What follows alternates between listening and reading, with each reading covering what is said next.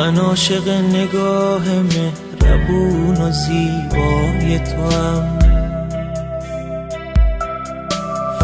دیوونه چشمای روشن و فریبای توام. وقتی توی چشم نگاه میکنی و دروغ میگی، حس میکنم من عاشق همین دروغای توام.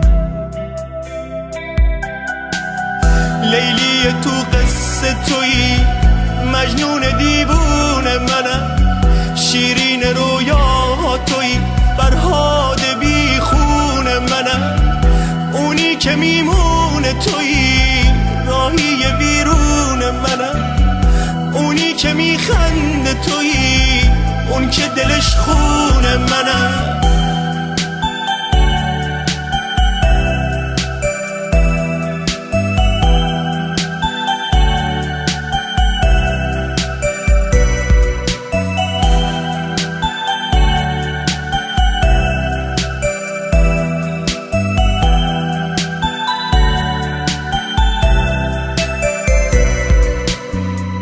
نذار بدون تو دلم از همه چی خسته بشه،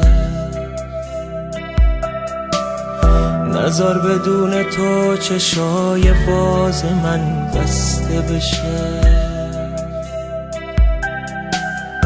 نذار صدای قلبی که داره واسه تو میزنه با رفتن تو کم بشه، آروم و آهسته بشه. تو میتونی با موندنت یخ دلم رو آب کنی، میتونی عشقا تو چشام واسه همیشه خواب کنی، تو میتونی بذاری من دوباره زندگی کنم، یا این که با نبودنت زندگیمو خراب کنی. لیلی تو قصه تویی، مجنون دیوونه منم، شیرین رویا تویی، فرهاد بی خون منم، اونی که میمونه تویی، راهی ویرون منم، اونی که میخنده تویی، اون که دلش خون منم.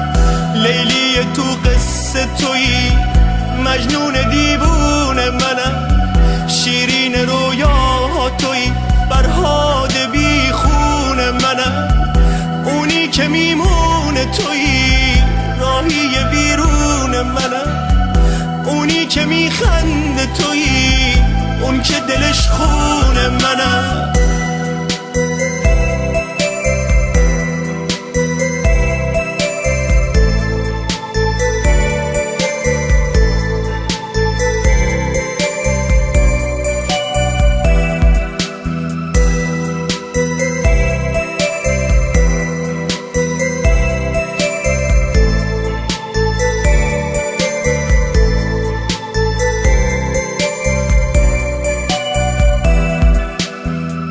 من عاشق نگاه مهربون و زیبای توام،